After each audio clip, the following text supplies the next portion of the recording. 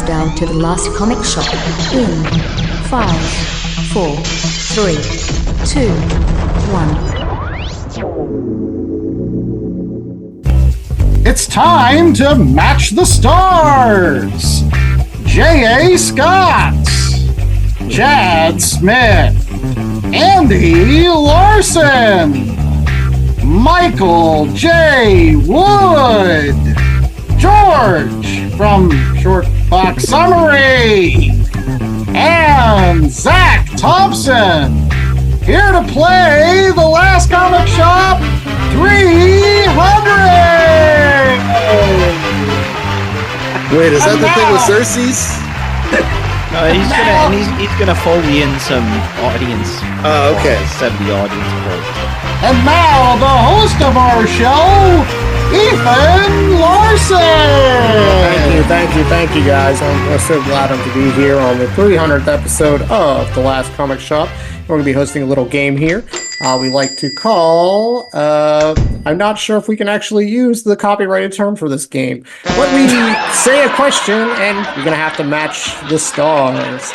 Game of matches. Yes, the game of matches. Thank you, Jay. I appreciate you. You're looking very dapper today when I say J.A. Why, thank you. Is that Houndstooth? He seems caffeinated. Our first contestant and our only contestant on this game is the lovely Nicole Larson. Nicole, how are you doing today? Oh, I'm doing great, Ethan. That's fantastic. Thank you so much for joining us today. And thank you again for listening to 300 of these wonderful episodes. You can go back and listen to any of them on demand. Our episodes are all evergreen. So before we get started on this little game, we'd like to get a few words from our sponsors. That's right, gentlemen. Make sure that you're getting all your bags, boards, and boxes over at bcwsupplies.com. That's right. If you want to make a match with your pocketbook and savings, make sure that you're getting over there and using the promo code LCSPOD at checkout. It will not only support The Last Comic Shop in making 600 episodes, but also, again, you'll get some bags and boards and boxes and stuff for your comic book collection. bcwsupplies.com and LCSPOD at checkout for all of your match the savings. Back to you, Ethan. Thank you so much. I appreciate that. I wanted to say match so bad. I know it's very difficult for us not to say the actual technical name of this game. But for those who do not know how to play this game, what I'm going to do is I'm going to give you a choice of two questions, question A or question B. I'm going to ask a wide pool of individuals that question, and they're going to come up with an answer for where there is a blank in the question. And then I'm going to go back to you, Nicole, and I'm going to ask you for your answer to that question. And then whoever gets matches will take the score, and we'll hopefully all have fun today. How does that sound to you, Nicole? Sounds great. All right. Okay, so I got question A or question B. Which one would you like? We're going to go B for Bombtastic. Batman. All right. Sounds great. All right, so question B. So on the floor of the Daily Planet, Perry White shouts, "Lois, I have a scoop. There's an alien flying around without its blank." Lois, I have a scoop. There's an alien flying around without its blank. Is it supposed to be spicy, Ethan? I could make this pretty spicy. It's like Charles Nelson Riley. Might not match with me then, because I don't know how to make this spicy. Who's Brett Summers, by the way? Who's the old broad on this show? I am. I thought you were Waylon Flowers and Madam. I didn't know Brett Michaels was an old broad. Chad, you'll always be the center square in this game, as you know. Oh, shucks. I don't know what that means, but thanks. I guess that makes me Gary Berghoff. Right. A couple more minutes here, fellas. Mikey's ready. I'm sorry. Yeah. It's okay. No problem. Okay, Nicole. So on the floor of the Daily Planet, Perry White shouts, "Lois, I have a scoop. There's an alien flying around without its blank." Without its saucer. Without its saucer. All right. Without its saucer. J.A. Scott, let's go ahead and go to you first. What do you have for us today? Well, I mean, Superman is renowned for wearing red and blue, and my answer was quite blue because I went with underwear. Underwear. Great answer. Without Great answer, his but not, underwear, unfortunately not a match. Because that's what we all want to see, especially if it's Henry Cavill. Bravo. Is tidy whities or is tidy reddies? What is that? All right, Mikey, we'll go to you next. Okay. I said without his pants, goddammit. Without his pants. That was just right on the tee and you knocked it out. That's what right. I like to see that. Oh, I like the little drawing too. That's Yeah, you pretty better up great. your game. Those That was pants. beautiful. Go All get a right, shirt. so George, I think we'll go to you next. Oh, man. Mikey, great minds think alike. I also went with pants on. Maybe you guys should have been the contestants. All right, so Zach, I'm going to go to you next. We're going to go 3 in a row for pants. Oh, Man. Pants. Technically, JA was underpants. I mean, it's kind of all the same. Yeah. Oh, I would have lost a lot of money playing this game. And Chad, we'll go to you next. Well, I was thinking just Superman. I didn't think Nicole would go straight to the pants. I thought she'd go for the cape. See, I went like Alien. I knew Good it was answer, Superman, good but I answer. went Alien. yeah. All right, and finally, last but not least, Andy's. Larson. Well, I guess I know my wife the most of all because I said spaceship. Judges, what did the judges say? I mean, it's out of all Wait. of them. Does that say spaceship or tubular spatial? Oh, we do match. We do. Oh, look at that. Ah, geez. we just went from matching to newlyweds. That's what we did on this show right now. Ugh. All right, so Nicole, if you're up for the second one, I got question A for you. If you're ready for All right, question go A. question A. I have a Judges, we question. If we can see Andrew's answer again, did he have any Fletcher Hanks like drawing to go with that? No, By that I mean it just was a kind of scribble. just like a tubular spatial. It was kind of like a pencil with two tips. Yeah, that's Yeah, pretty people- Fletcher Hanks. If I'm being more honest, it looks more like a hot dog, sir. Go ahead. If you're ready for question A, I'll go ahead and give it to the group here. Let's So get it. question A. After a foiled bank robbery, the Joker laughed and said, I would have gotten away with it. It wasn't for Boy Wonder and his blank. After a foiled bank robbery, the Joker laughed and said, I would have gotten away with it. It wasn't for Boy Wonder and his blank. Right there, I'm having such a brain fart on this one.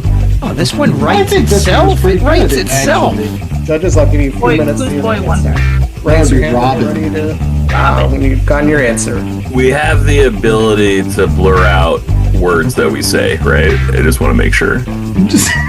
For the broadcast. I want to say a word because I think it's a really funny phrase, but I don't want to get you in trouble. Wow.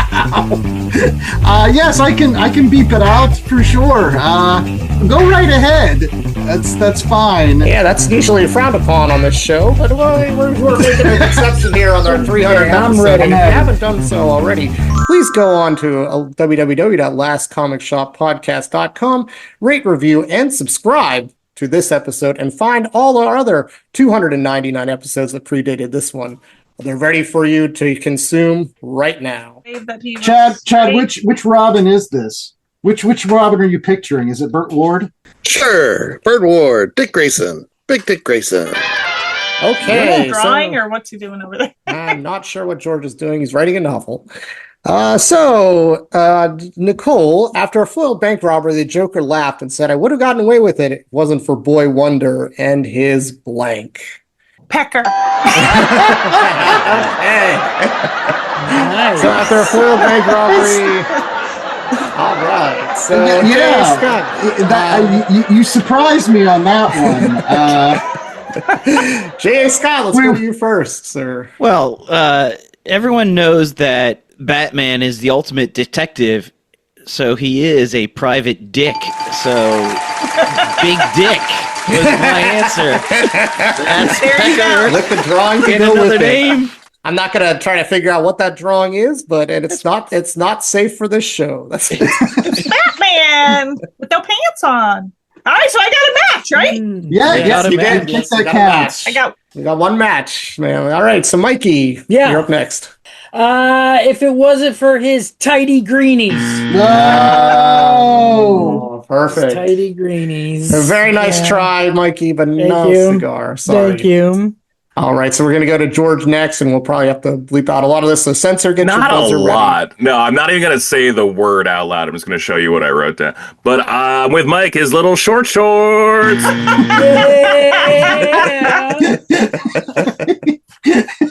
Yeah, we certainly enjoy that on this show. He is serving. But unfortunately, in those shorts.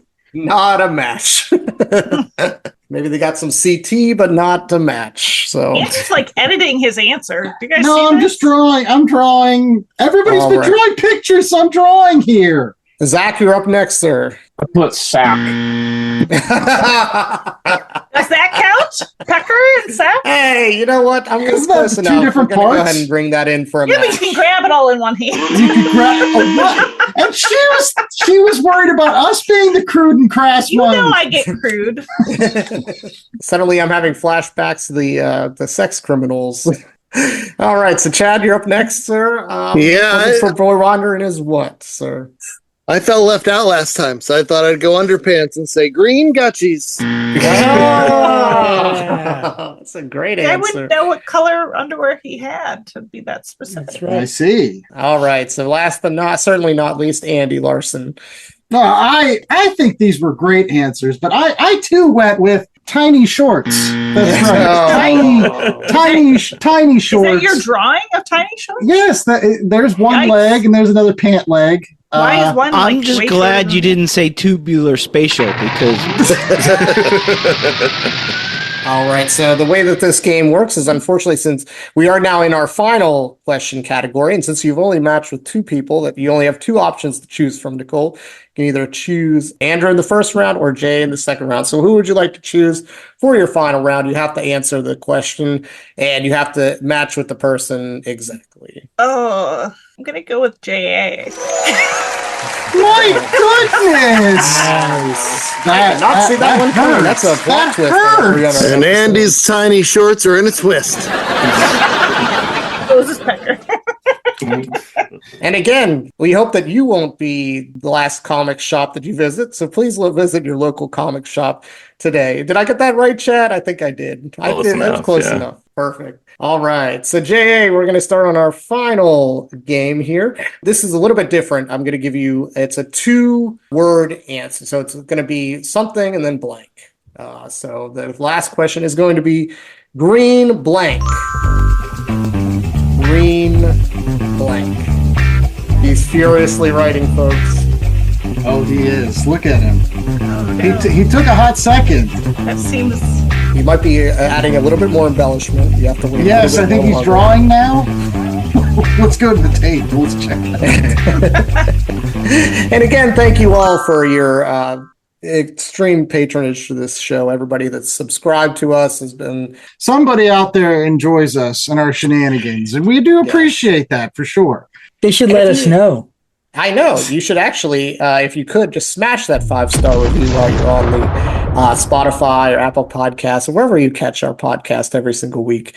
So the last and final question here, we're going to go to Nicole for her answer. Green blank. The first thing that came to my mind was Green Goblin.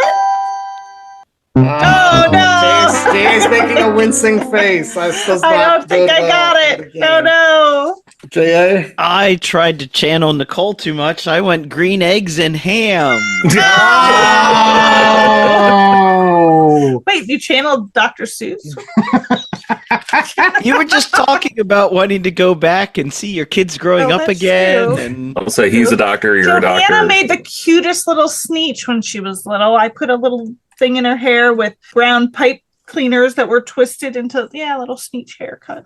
I'm so sorry, Nicole, that you didn't get a chance to win, but we do have a great consolation prize for you. We've got the review of The Dark Knight Returns, something that we've been waiting to do on the show for a very, very, very long time. So, Andy, I'm going to give you back this hosting chair. Thank you so much for letting me do this, and thank you again for letting me come aboard this ride with you guys for 300 episodes and so many more. That's all. Absolutely. Is that really considered winning? Well, you what? Consolation prize? I don't know. I thought I was your consolation prize. Oh no, you're the main prize. Oh, that's Yeah. nice. She still didn't pick me, folks.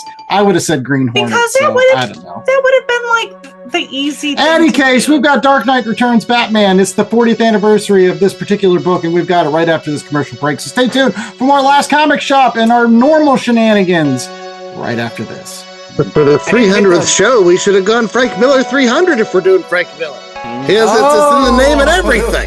It was right there. That's right. Looking to save money on your collectible supplies? Whether it's comics, cards, sports memorabilia, or miscellaneous pop culture bric-a-brac, make sure to use promo code LCSPOD to get 10% off your orders at bcwsupplies.com. Not only does it get you a discount on BCW's already low prices, but using LCSPOD at checkout is an amazing way to show support to the Last Comic Shop podcast, the most incredible comic book podcast on the airwaves. So if you are in need of collectible supplies, head out to bcwsupplies.com and use promo code LCSPOD today. That's promo code LCSPOD. Cheers! They're back! This October, get ready for more magic, mayhem, and sibling rivalry. Fantagraphics presents Santos Sisters Volume 2, collecting issues 6 through 10 of the Eisner Award-winning comic book series.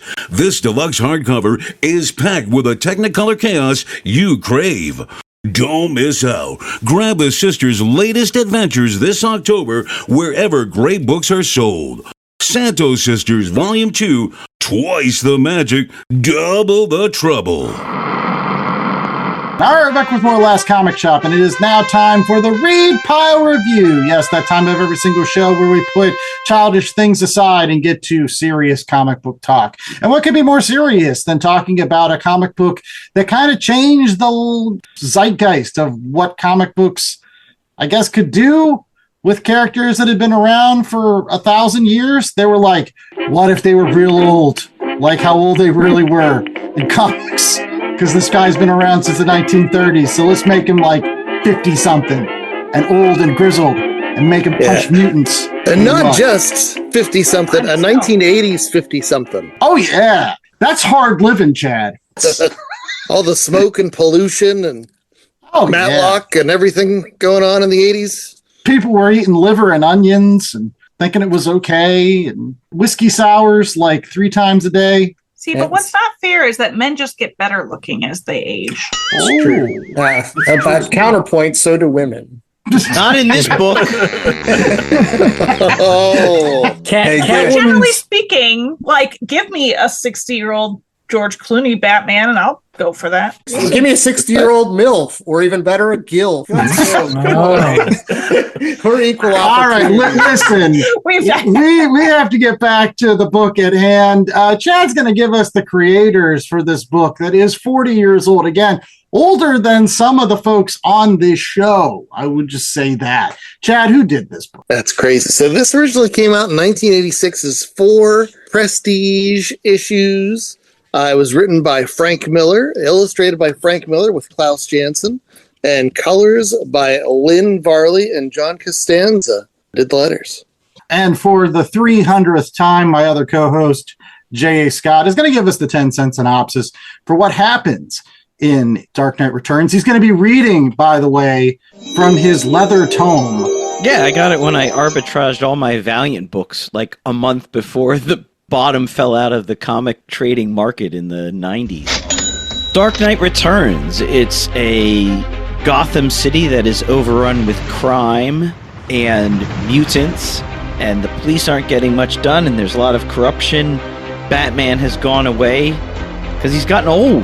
Like, not 50s old, he's like 70s old. He's geriatric type old, but he's still been, it's like, he kind of looks like Arnold Schwarzenegger now. Can still do it, but not quite as good as he once could. You don't know if he could go up against the Predator again. He's coming back to see if he can come back. He's sort of having I wouldn't say a midlife crisis, a late life crisis. And as I alluded to earlier, he aged pretty well. Other people, not so much. Selena Kyle, woof. Yeah. Frank Miller was not kind. The Joker shows up for a little bit and then gets killed. There's a bunch of mutants and Nazis because it is Frank Miller. A bunch of guys going around with bat symbols tattooed to their faces and they're bald. There's a new Robin. Superman shows up and he's like Ronald Reagan Superman. So this is like 80s and he is gung-ho for America, red, white, and blue. And you've got the Green Arrow and he's got one arm.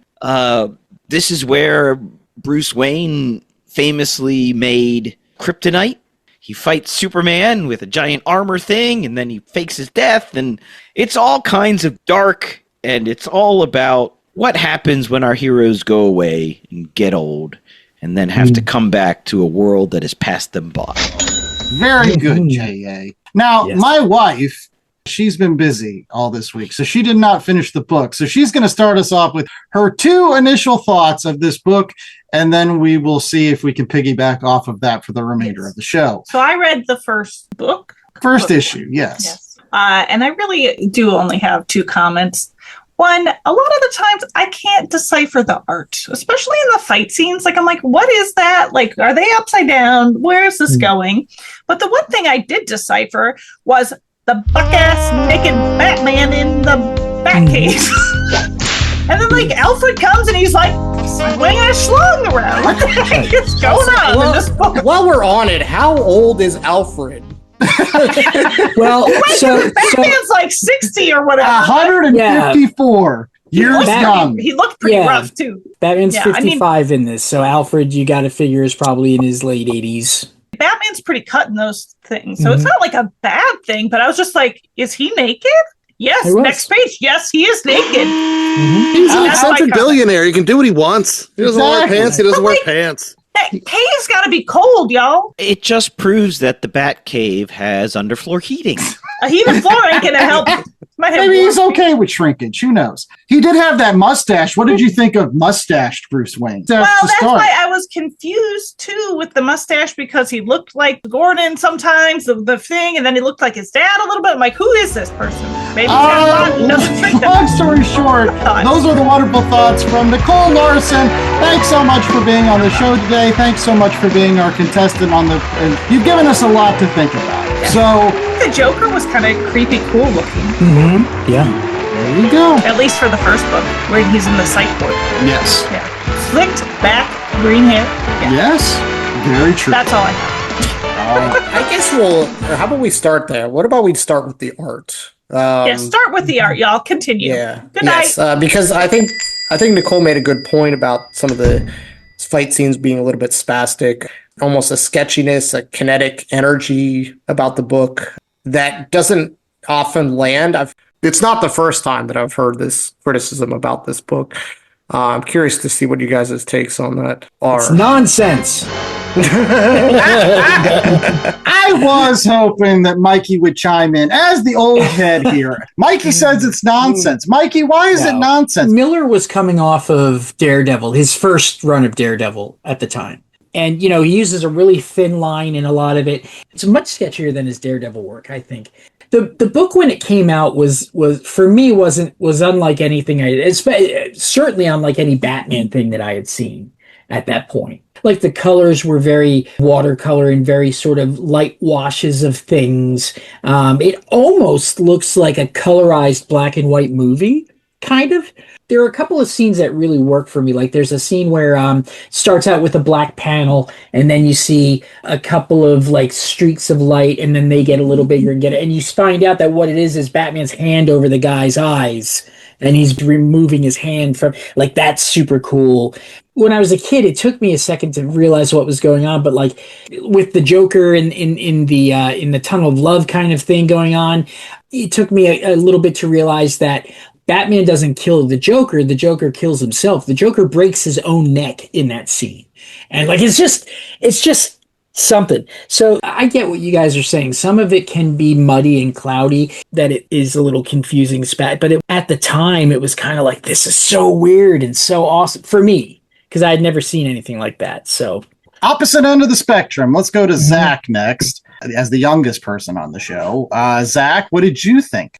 I have been very critical about this book in the past. I really have. I've tried reading it 4 times. This was the 4th time, and I never made it through, ever. And I can see why people like this book. I completely get it. I understand it. But I have a hard time with the paneling, like the way that, like, the layout of the page. I'm not a big fan of the 16 grid or the 12 grid. I'm not a big fan of that. I don't like the small pictures. That's my biggest critique. But the colors are really pretty. Because I read this in trade paperback form that I have, and then also digitally, I was able to find the black and white because I just wanted to see just the inks. And the book looks a lot better in color than in black and white. I would agree with that too. Lynn Varley's colors do a lot of heavy lifting in this book. When I was a kid, the Batman movie came out. This was one of the first books I got. My grandparents got me that same leather-bound edition, the complete Frank Miller Batman from Longmeadow Press. And it's so sleek and has the ribbon in there, so you know it's classy. Reading through it now, and it's been a few years since I've looked through this, there's just a lot here that I see differently than I did whenever I was a kid. Like when I was a kid, and this is less the art as much as the story itself, because I think the art is Frank Miller evolving even more as he goes. Like the art is different in issue 4 than it is in issue 1. And you're seeing Frank Miller go down that path, and his lines are getting thinner. And, you know, when I was a kid, this was like a far-flung future Batman story. And now that I look at it, like, no, this is just Batman in the 80s, if he had aged. And so much of it feels like the 80s. Zach was talking about that 16-panel grid and all those talking heads. Nothing makes me feel more 1980s than those talking heads, those old debate shows. Yeah. Like, oh, that's all the time we have, Diane. I don't know. I can feel like the Donahue there. You have the David Letterman guy inviting the Joker into the talk show. Like, oh, that's a poor choice. David Endocrine. It's hard to talk about the art without thinking of the moments that Frank Miller creates in this book. Whether it's the giant hulking Batman leaping across the sky with his Carrie Kelly Robin, or Batman in a tank, where he takes the Batmobile and just turns it into a tank, or Batman on a horse. Come on, this is where this is for Batman on a horse. That was one of my favorite parts, was with the horse. Yeah, that 1-page spread.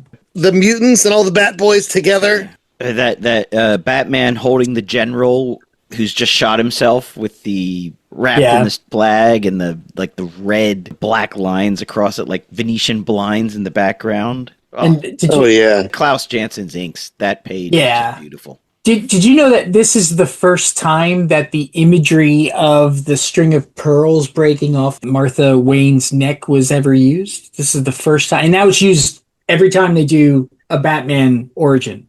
This is the first time. It's so iconic.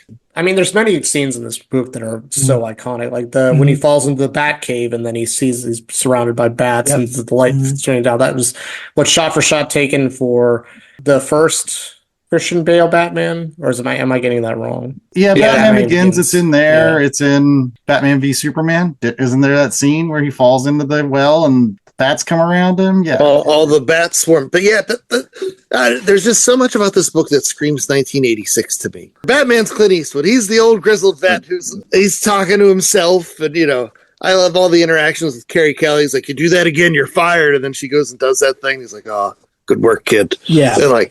I don't know. I like old crazy Batman, and I think the art suits old crazy Batman. The art is unhinged. Batman's unhinged. When he's dressed up like that beggar lady, and everything's so brown and dirty and gross, and it works for me. I can see where it wouldn't work for everybody, and especially if you're coming to this, years later. I always talk about the Pearl Jam effect, where I get mad at Pearl Jam for all the things it inspired. If you're seeing all the things this inspired first before you see this, I could understand not having the affection for it. But what did you think of the evolution of the bat suit throughout the series? Because it started out with the classic blue and gray and the yellow, and then it goes darker. Yeah, and the horns get shorter. And the first thing they do, they tear the symbol off, and you see the Kevlar underneath. Yeah. And it's like, oh, that little bit of realism there. That's what I wanted to kind of say. I agree with Chad that there's an evolution of Frank Miller's art style throughout the 4 issues. If you are more akin to Frank Miller's work at Marvel, whether you liked him on his Daredevil run, whether you liked him in some of the Spider-Man he drew, He did some, I think he did some Doctor Strange as well. Like I'm used to all of that, and it is more of like the Marvel House style at that point. I think issue 1 more matches that. I keep on thinking of that picture where he's trying to shoot the helicopter that Two-Face is in or whatever, and he's got the rifle in his arm and he's standing on top of it looks very much like something out of Daredevil for some bizarre reason to me. Like the way that he frames the shot, it just looks like the stuff that he did in his Daredevil run. And you compare that to later on with like his battle with the Joker, and then especially Superman pushes the nuclear missile away, which is kind of like all silhouettes and lightning, and Superman looks grotesque when he's blown up by the atom bomb. Like he looks like a skeleton for a few seconds. Give me back my power, Mother Earth. He looks damn near like demonic in that. And it's a different style. It looks more crusty. It looks more akin to the stuff on Ronin versus the stuff that came from Marvel, I guess. Yeah. And that's sort of symbolism for the book itself too. Really, the book. So you got to understand, this was like 86. They started working on it in like 85. Batman at that time wasn't really doing very well. Everybody thought of Batman as the 60s television series Batman with the Biff Bang Pow. Like even when the Batman movie came out, every time they talked about the Batman movie in like Time magazine or wherever, they said Biff Bang Pow every single time because it was so identified with that. Him losing the gray and the light blue and the yellow as the book transitions is like them, symbolically getting away from all of that. And if you think about his age, the book doesn't take place really in the future. It takes place in 86. It's just a weird 86. If you take it back 30 years, or you take it back 10 years from when he retired, that was 76, and 10 more years after that was 66 when the Batman show came out, when he was 30 in the so it's almost like you could say in a way the Adam West Batman growing up, getting away from that sort of thing. There's a rumor that Frank Miller did not like the oval, the golden oval bat logo.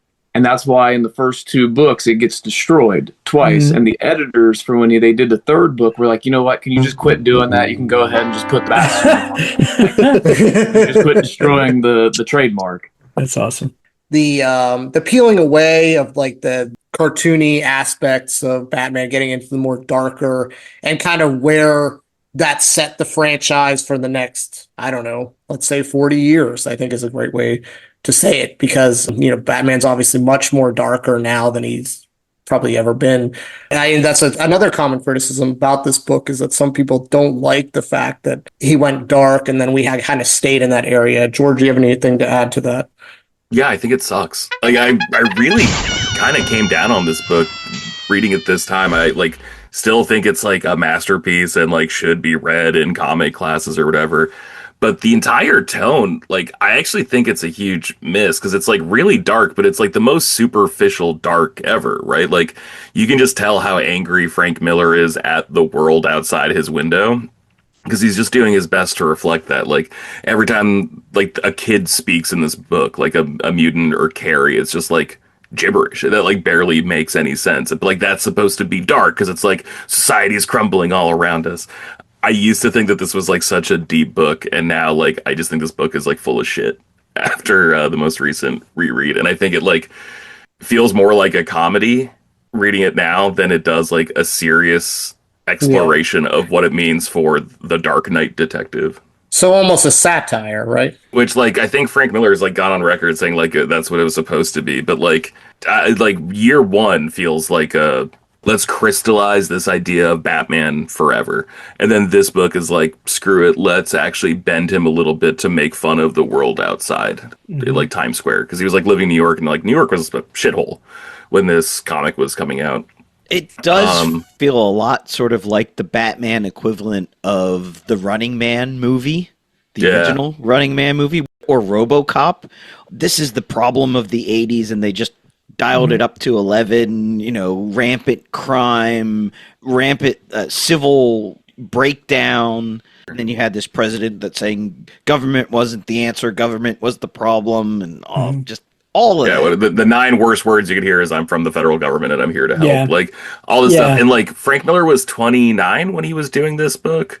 So he was the age that Batman was when he first showed up before retirement. So like I don't know, like I just thought it was like kind of a misfire from his perspective, because like it really did feel like he was the old man just complaining about everything going on in 1986 and like using Batman the old man as like the lens to do it, as like an excuse to do it. It was the second Reagan term. It was 2 years after Bernard Goetz killed those guys on the subway as the vigilante thing.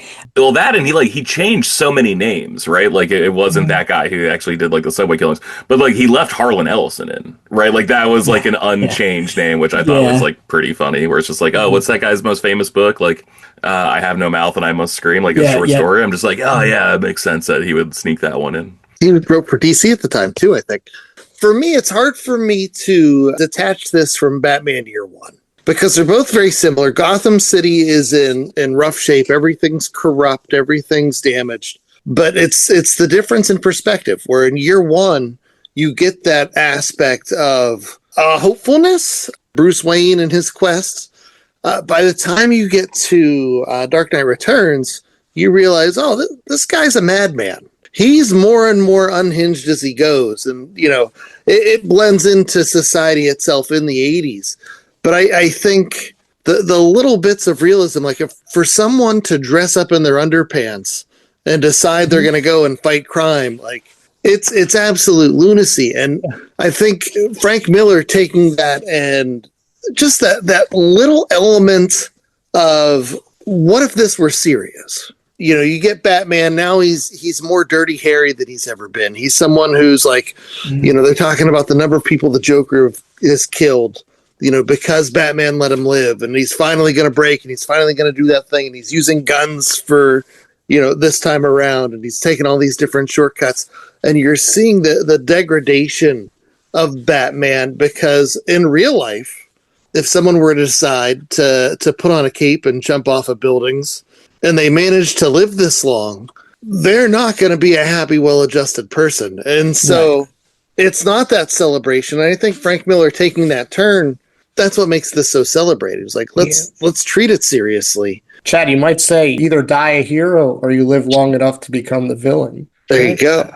No, you either die a hero or you live long enough to become absolute Batman. I just don't understand everybody on this show that can poo-poo Dark Knight Returns and in the same breath glorify and celebrate what's going on with absolute Batman right now, because it's the same character. It is the same. Sure. Come on.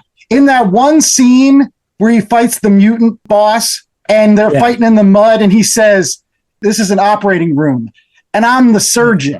Yeah. Isn't that not what absolute Batman says in every single issue that is out now? Scott Snyder is just channeling Dark Knight Returns Batman and giving it modern Flash, in my opinion. Frank Miller's Batman is seriously straight up fascist. Like he just is. And the fact that he can actually recruit Oliver, who was the most openly liberal superhero characters in DC, especially in the 70s, coming out of the Green Arrow, Green Lantern run. The fact that he could recruit him because Superman tore his arm off, or we don't know exactly what happened, but they indicate that it's Superman involved. I assume heat vision because it's cauterized. And actually, I have to thank Dark Knight Returns for getting me into Green Arrow, actually. My single favorite panel of the book is him about to shoot the arrow with his teeth, and he's saying, "Hi-yo, goddamn Silver." And that is my favorite panel in that entire book. It doesn't even have Batman in it. I love that so much.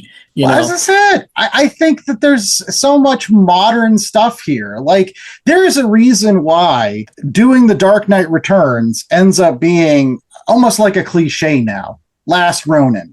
Spider-Man Reign, there's actually a name named Varley and Miller. So, as of this recording, the current Harley Quinn story is called The Hark Knight Returns, where it's like... taking a character, aging them up, making them dark, having a redemption story, having this comeback story, it's become iconic. And I feel like, again, not only just the amount of stories that are very similar to this at this point, like this was the first time anybody kind of sort of did this, and he did it. Yeah. But then, like, again, if you like Absolute Batman, I just don't understand how you cannot like this. Probably read Absolute Batman now and say, yeah, he's a fascist. Might makes right, and it's his way or the highway. Running a tank. I've got rubber bullets, so it doesn't count. Like, yeah, I think younger readers, they don't understand what an atom bomb the year 1986 was for comic books. It was phenomenal. Like, you had this, you had Watchmen was coming out, Mouse came out this year, Chaykin Shadow, which was another deconstruction of the hero. It was like cinema in the 70s. Like, they're rewriting all the rules, and like you're seeing Frank Miller bring all these cinematic elements into this Batman story. Yeah. You know, instead of the things that people always make fun of comic books for. Yeah, it might seem trite and passe now, but at the time, it was enormous. Like, nobody had done so. And this was like a prestige format book when it was coming out. You didn't see that at all. I'm glad that you brought up the books that you did, because for the longest time, this has been considered part of the big three. Basically, you had Watchmen, you had Mouse, and you had Dark Knight Returns as the big, like, important comic books of their era. Do you feel as though this should still be in the top three? Oh, yeah. The impact of this book later on everything. Gosh, like, again, like, this has become now cliche to do this story and do Dark Knight. It's cliche now just to have a superhero jumping across the sky and having a lightning bolt behind him. Like, that's a thing now. Like, you want to make a parody cover or an homage cover? Just do that. Like, do the silhouette thing. Like, everybody's going to know immediately what that is. And I will say, I think to Mikey's point, like, Batman was at this time kind of sort of a joke. You know, Frank Miller taking this in a different direction, regardless of whether or not eventually it darkened Batman and we never got away from darkened Batman from that point on, or darkened comics from that point on. It was just a natural evolution of where we were going next. Like, it had to happen sooner or later to keep things fresh. Well, I was just going to point out, 1986 is the same year that Batman 400 comes out. Mm-hmm. And I don't know if you guys remember that one with the Bill Sienkiewicz cover. Yeah. It has the page from Stephen King in there where he talks about how he's worried that Batman is going to become like the Shadow. He's worried that the Batman is going to become like those pulp heroes that were popular for a time, but by the time 1986 rolls around, they were no longer relevant. You could see, you know, Batman, the number of books that he was in was dropping. You know, Batman Family was canceled and folded into Detective. Batman and the Outsiders wasn't doing gangbusters. Batman was losing his cultural grip. And then Frank Miller comes along between this and Batman Year One. 8 comics. Rewrites that character. Yeah. And the other big thing in here that is worth noting, because this book predates the Batman movie, you see Batman take down Superman. And I've heard it referred to as like the passing of the torch almost. As, you know, who's the torchbearer of DC Comics? Was it the 1970s Christopher Reeve? You know, when did the Quest for Peace come out? Like, Superman was losing his mojo. Superman was becoming a tool of the government. Superman was becoming the joke that Batman had been in the 60s. And Frank Miller's taking Batman and turning him into the badass that has kept Batman going for 40 years. He just became too square, man. Well, before we get to commercial break and our ratings of this particular book, one real last question that I had for everybody. There's 4 issues in this book. And I was going to ask everybody, if you were only going to pick one, which is the best issue? What's the one issue that, even if you don't like this story or you like this story, which one's the one that works the best? Which one's the one you like the most? We're going to start off with J.A. I would probably say book 3, Hunt the Dark Knight. That's the one where he starts off dressed as the old lady, goes undercover. It's the Joker story, and you get the emergence, the true emergence of the new Robin. Though that's the one where Selina is thrown under the bus and dressed up as Wonder Woman, and there's no Wonder Woman in this book. There is Superman. There's no Wonder Woman, though Selina Kyle, who's not Wonder Woman, and she's got pink hair, and Frank Miller sort of channeling old Hollywood where when a female star turned 40, it's very Sunset Boulevard what he did to Selena Kyle. She's ready for her clothes, though. It was the pictures that got small. We're going to go to George. First issue, I got a little tired of some of the Frank Miller isms of like the character design as the book went on, but I think the first issue is probably the most striking of all of them, because like it does feel the most like a traditional Batman comic just in this crazy new world. And like I hate the talking heads with the TV so much, but like it is such beautiful art. Like the actual like layout of the pages is what I'm saying. Like having like the rounded like beveled frames to be like the TV.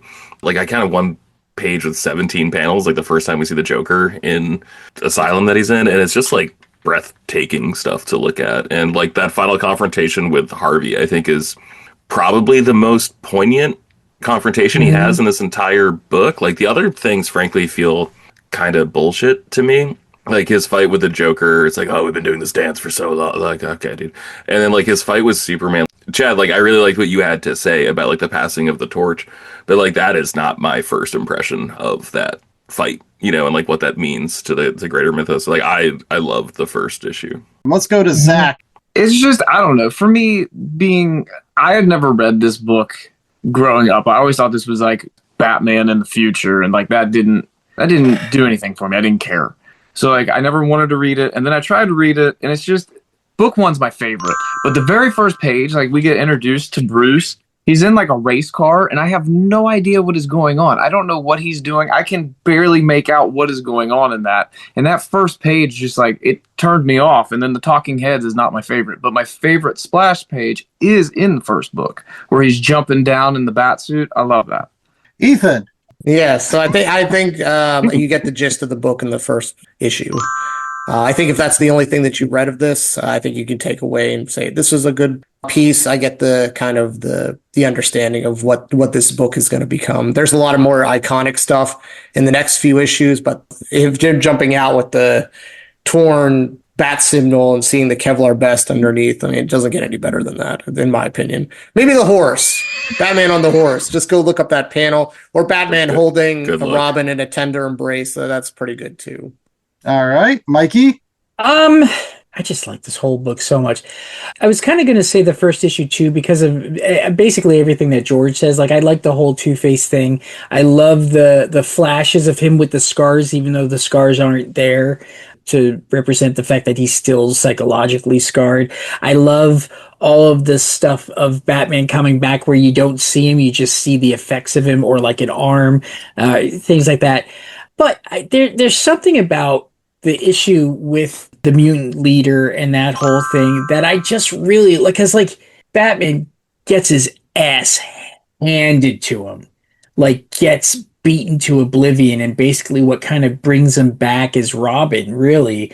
And the whole thing about, you know, them breaking him out of prison and him showing up at the thing, and the way that's paced, and the use of darkness and the things that Batman says. It's all like, people will look at it nowadays and say that it's all like tough guy banter and stuff, but yeah, it was fucking tough guy banter. Absolutely it was, you know, and it's very machismo and shit. But there's something about that issue that I still, when I read it now, I'm still like, hell yeah, I'm going to go with that one.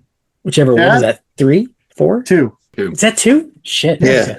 So, no, I thought I was going to be the only one to pick book 2. But, you know, it's The Dark Knight Triumphant. And for me, I've always been a Robin guy. Ever since I was a kid, I loved Robin. I was the one kid who liked pretending I was Robin, jumping off the swing set and, you know, crashing down on criminals. But issue 2 is the book where Batman embraces his age and wins back the heart of Gotham. Right? Issue 2 is the one where, you know, he knows what he has to do to take down the mutant leader. He's going to face him mano-a-mano, you know, on this big stage.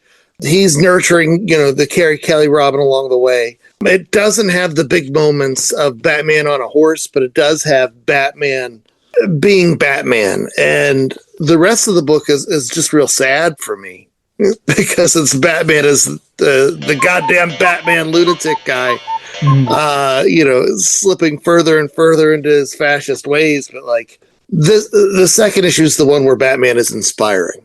The first issue is all about, can he do this? And he needs to find himself, and he's fighting almost with it's like he has the Venom symbiote, only that's Batman. And he's like, oh, we can do this. And he refers to himself as we. There's Bruce Wayne, and then there's Batman, and they're this we. By the time the second issue rolls around, he has that look in his eye. He's Batman. He knows what he's doing. And damn it, he does it. That's why I like the second issue so much. Oh yeah. No, I go back and forth between the first and second issues. I think they're the strongest two issues of this series, to be honest. If I'm going to cheat, I'd probably say beginning with the Two-Face fight. That's where things start really getting good for me. I love the Two-Face reveal. That's my favorite part of all four of these books. They try to fix my face, but don't you see how ugly I am? And he's like, no, he's just been Two-Face for too long. And that's cool, because Two-Face has always been one of probably my favorite Batman villains. So that's one of the iconic Two-Face moments. But you're right. I don't care if it's machismo. I don't care if it's macho shit that is said in 1,000 different action movies. It's still awesome. It's still good macho shit. Oh yeah. I mean, the fourth issue kind of sucks, right? The Superman fight. Yeah. Fuck no. Superman needed his ass handed to him. Sure, that version of Superman did. Yeah, the one that sold out and sold out the entire superhero community, right? That was the point. Oh, yeah. For me, it was the Cordo Maltese nuclear war that destroyed the world. That to me, I'm just you're creating a really interesting world, but you are telling instead of showing. And I'm that to me is where the book is starting to get more interesting. But that's not the point. The point is that Bruce Wayne died so Batman could live forever. That was. Well, but what I love about the fourth issue, you've got that great juxtaposition. You had the Batman jumping across the lightning. Mm-hmm. Everyone knows that. But then you have the Superman corpse flying across the lightning, but it's the red background, not the blue background. But the lightning's the same.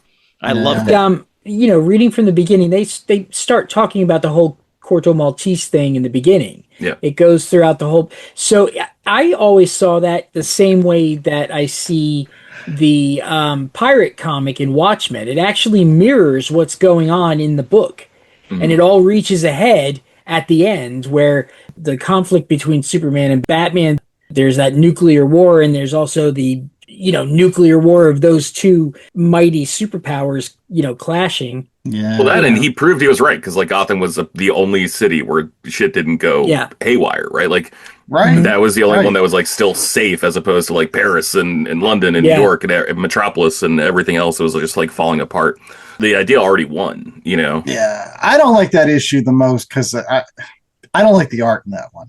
There's that one scene, it's supposed to be badass, where Batman's kicking Superman in the face with his big spike boots. I think it kind of looks ugly. Yeah. I think he looks chunky.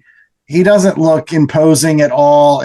What's your problem with chunky people? Yeah, chunky is good. Yeah, I'm the right thing I always in the suit. That's it. Batman is meant to be in his 50s, because I always said these guys is 60s or in the early 70s. I never knew that was actually one thing Frank Miller said. I read that interview snippet on the 30th anniversary of the trade paperback, and he was just he was in his 50s, but I didn't know a lot of people in their 50s, so I just drew him what I thought a 50-year-old looked like, which is a 60-year-old person. Really had to stress how rough these years had been to him. Think of the miles. Jump off a building one time, and what's that going to do to you? It wasn't from drinking, because early on he said he was always doing ginger ale when he was playing Bruce Wayne. That's true, but he drinks now. Oh yeah, he drank for 10 years now. Yeah, him and Gordon. But in any case, stay tuned for more of our 300th episode of The Last Comic Shop right after this. LastComicShopPodcast.com is the destination for all things shop. Plan your week with upcoming show schedules, the latest books, recommendations, and chatter from the crew. Subscribe to the show on all major podcasting platforms from one convenient location. Show your support and browse the merch store. T-shirts, tanks, hoodies for the fam, coffee mugs, magnets, totes, and more. Check out exclusive content through the show's YouTube channel and follow the pod on Instagram, Blue Sky, Threads, and others. All this and so much more at www.lastcomicshoppodcast.com. www.lastcomicshoppodcast.com. When you're done listening to this podcast, check out mine. My name is Dave, and I'm the host of Beer in Front. My podcast is just enjoying the beer that's in front of you. Sometimes we forget about a classic beer while we focus on the new trendy thing. What I try to do each week is to enjoy an old school classic or have a beer that has potential to be a classic. I'll also talk about events of the day, I'll add my spin to things, and each week there are people that really annoy me, and I'll call them out as the jag-off of the week. That's Beer in Front, available wherever you listen to podcasts. We're back with more of The Last Comic Shop for our 300th episode, and it is now time for the 300th ratings. So hopefully you've enjoyed our talk about Dark Knight Returns. Hopefully you'll stick around for the rest of this show, especially Jay Scott, giving us a 1 out of 4 scale for the 300th time. So J.A., what do we got this week? I feel like we should do like 1 out of 4 Spartas for 300. This is Sparta! That has nothing to do with... I mean, everybody knows that sound effect. You want to keep that? We can just keep that. I mean... Let's. The last stand of Gotham. Right before he pushes him in the hole. It's a great sound effect. Let's do it. All right, we're going to start off with my loyal co-host, Chad Smith. This was one of the first Batman books you ever read. So what are you rating it? Yeah, it was a big impact for me. And reading it now with grown-up eyes, I see it. This is going to sound ass backwards, but I don't know if I see the greatness as much as I just see a Batman story of an unhinged Batman existing in the 80s. All the stuff that came after it, be damned. You know, I think Frank Miller just had the story in his head and told the story that he wanted to tell. And because there's so much machismo built in, because, you know, you have Batman winning the hearts of the youth and, you know, because you have him taking the torch from Superman, there are just so many moments that force this to become this indelible thing and have such an impact on Batman. But at the end of the day, it's just a story. I thought it was a solidly told story. I liked seeing the evolution of Frank Miller as the story went along. It wasn't polished. It wasn't something that I felt everything was tied up in neat little bows. And no one's talked about Commissioner Gordon and all of this, like his retirement and him taking down kids because, you know, they're between him and Sarah. And like, there's just so much in here that affects me. It's hard for this to not be a 4. This is Sparta! But only because I'm looking at it as this is the story of crazy old Batman. Not this is one of the greatest comic books of all time that should be held up on this pedestal.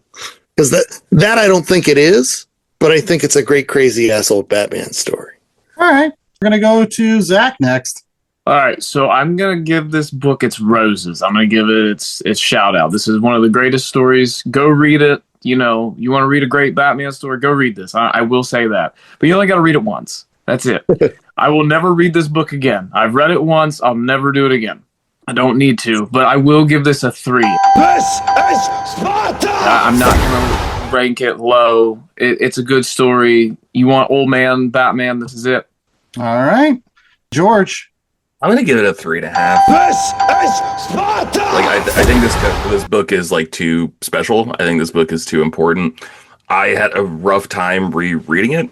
And I think it's because I'm in my 30s now. Like, first time I read it, I was like 14 or 15, which like wasn't the same experience as Mikey would being there, like picking up off the stands, like fresh off the comic book tree.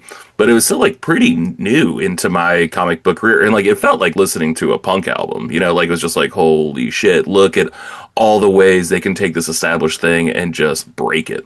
And I really enjoyed that. And then going back as an adult, man, it is rough. I didn't enjoy it nearly as much as I thought I would. But I can't deny it. It's important. So like it should get like at least 3 just for that. But also like there's so much craft in this storytelling. I just don't like the story. But like, I mean, one of the best told stories of all time. I just don't care for the story itself. Ethan? Yeah, I think I'm going to echo that as well. I think it's a 3.5 for me. This is Sparta! I was genuinely trying to find the hidden meaning of this book. Because if it's being compared to like Watchmen, let's say, Watchmen just seems to me like it's on another level. It's almost like, there's so much going on in Watchmen, and we've done that review. It's a great review. Go back and listen to it. Another cheap plug. But there are so many levels to that shit. And it doesn't seem like this raises to that level. So I don't know if it should actually be considered on the Pantheon. I do appreciate what it inspired. And like George said, it's too important of a book not to be ranked highly. I just don't know if it's as complex as it might seem. It's a very good Batman story. It's a very, very good Batman story. Deconstruction of Batman, sure. But that's still a deconstruction of Batman. It's still a Batman story. But I don't know if it raises higher as it's been treated in the past. I just think it's a really, really great Batman story. All right, Mikey? It's a 4. This is Sparta! Maybe that's a combination of nostalgia and everything, but the impact that it made, I still have a lot of fun reading it. I still I like it just a bunch. And yeah. All right. Yeah. I'm gonna give it a 4 too, Mikey. This is Sparta! I've said on this show oftentimes that again, there are books that you should just read, right? And it's hard for me to get on a show and say, this is a book everybody should read in comic. You should experience The Dark Knight Return and not give it a 4. To Chad's point, there are things in this story that don't seem to go anywhere. Like the whole idea of there being a new commissioner that's going to go after Batman. She went after him for like half an issue, and then like she becomes irrelevant once like it's actually Reagan. Like the Court of Maltese thing and the bomb, like it kind of destroys that whole subplot about like this new commissioner coming in and trying to rid Batman of his, because now they're like, hey, the president wants to do that. And they're sending Superman to do it. So who cares about a commissioner in some rinky-dink town, even if it's Gotham? There's that stuff. I don't like the Joker in this book. As I've gotten older, I don't like the Joker, period. Like, I don't think the Joker's a very good character, and I don't think he's that great in this either. Still, to this day, I still sometimes look at him and I'm like, oh, he broke his own neck. Okay. All right, I didn't get that. I didn't get that from the art. Like, that's different. But it's still a 4. If you're reading Absolute Batman now, and then you say in the same breath that you don't like this, I don't understand. It has to be the art. It has to be the layouts. Because the tone, the Batman you get in this is the same Batman in Absolute.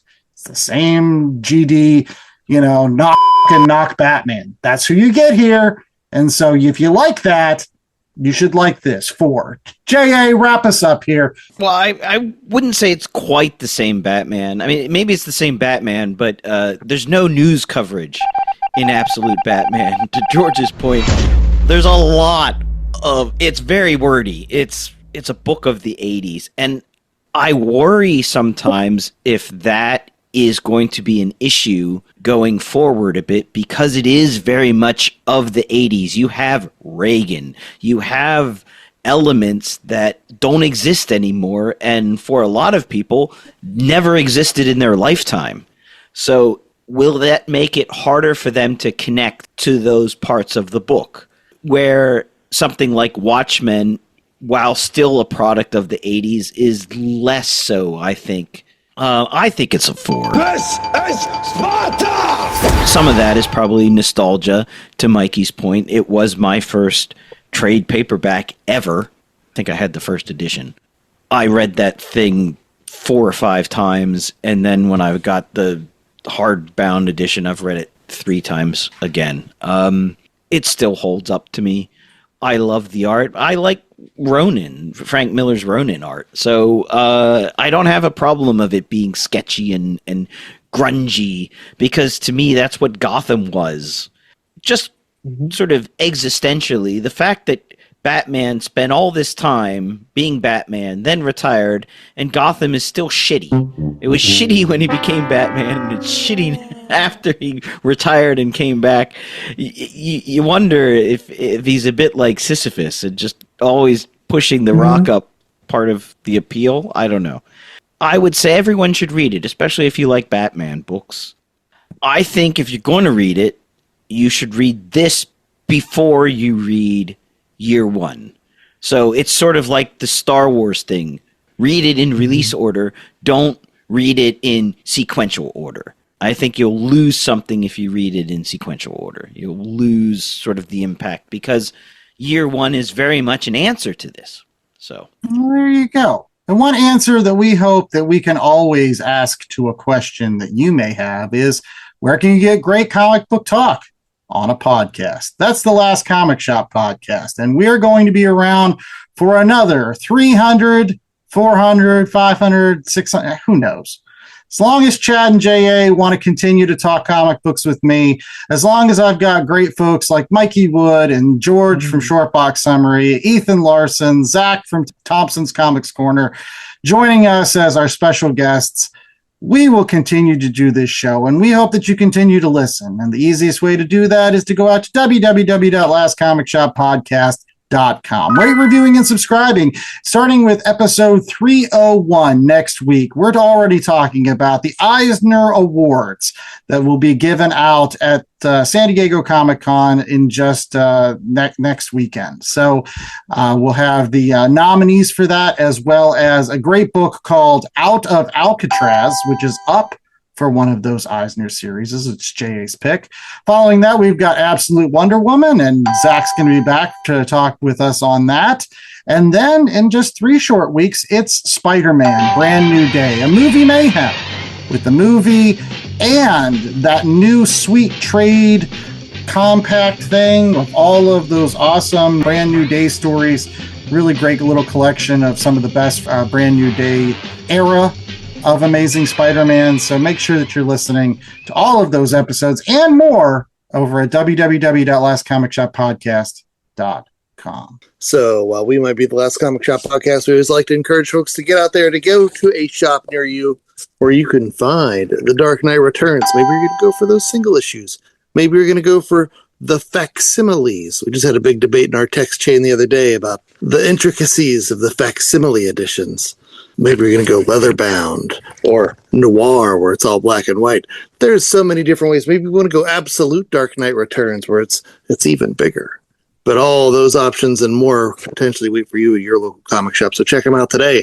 And then circle back to www.lastcomicshoppodcast.com, where you can find our website with episodes, all those evergreen shows that Ethan was talking about. You can find links to all our social accounts. And most importantly, the merch store. And Jay, what do we got merching our way this way on our 300th episode? Well, we've got t-shirts, coffee mugs, tote bags, lots of stuff with the Last Comic Shop podcast logo to support us in the next 300 episodes. And this week, a special, we've got the thin, futuristic sunglasses that you can put on so you look like a mutant. Oh, the Cyclops visors. The Cyclops visors, that's correct. Or they're questionable whether they're temporary or not, but the tattoo of the bat symbol that you can put on your face. Oh, yeah. Nothing gets the ladies than permanently tattooing a huge bat on your face. It doesn't matter, buddy, because everybody's going to follow Batman on that goddamn horse. It's majestic and beautiful. Well, and it was a pack-in to the McFarlane toys. You had to buy like 5 or 6 of them. One would come with a hind leg. One would come Well, one thing that we hope that you also follow is Zach's show, Thompson's Comics Corner, as well as George's show, Shortbox Summary. They're actually oftentimes on each other's shows. Guys, where can folks find your podcast also talking about comic books every single week? You can find mine on YouTube and Spotify. Thompson's Comic Corner. New episodes every Friday. I've been really good about appearing on Zach's show. I've been really bad about appearing on my show. But it's the 20th anniversary of Civil War. We are caught up to Civil War on Shortbox Summary. I've been stockpiling episodes so I can release like 3 months worth in a row. So get ready for Civil War coming to Shortbox Summary on your preferred podcast platform of choice. Make sure that you're also reading George's weekly comic book reviews over at AIPT.com. I know I do. And also, Mikey, if you're buying some of those new comic book day purchases and you need to protect them, what's the best way to do that? You know, I think the best way to do that is with bags and boards. And you know what? Why not shove them in boxes after you bag and board them from BCW Supplies? And we have this awesome code that you can type in, and it'll give you a nice little chunk of money off of your order. And it is LCSPOD. LCS for Last Comic Shop, POD for podcast. That is your code. That gets you money off. That actually helps our show a whole lot. And it also protects your books so that you can be an old man who has to tell the youngins what it was like back in the day. We have to find that spring full of water. I'll tell you what. Sit up straight. It's a Lazarus pit, yeah. More like sewage, more like Lazarus shit. Yeah. And if you like what we're doing on this show, if you like what Zach's doing on Thompson's Comic Corner, if you like what George is doing on Shortbox Summary, and if you love what we're doing, you gotta smash that 5-star review, baby. And we're on every podcasting platform imaginable. Go to www.lastcomicshoppodcast.com to find out where you can subscribe today. You do not want to miss out on anything that's coming. That's right. And seriously, I appreciate everybody that's even listened to one episode, let alone 300 here at the Last Comic Shop. It has been my honor and my privilege to be the host with the most, Andy Larson. It has been a wonderful joy to share this time with my two co-hosts, J.A. Scott and Chad Smith. Thank you, gentlemen, for continuing this ride with me. And again, thanks to Mikey Wood, to Ethan Larson, to George from Shortbox Summary, to Zach Thompson from Thompson's Comics Corner, to my wayward wife, wherever she happens to be, Nicole Larson. Thank you for all that you've done for the Last Comic Shop. And again, thank you to all of the listeners. We're not going anywhere, folks. So we will be back next Tuesday with a brand new episode. Until then, stay safe. Stay celebrating. Just don't eat the cotton candy. Don't. Why are you taking cotton candy from the Joker? Stupid kids.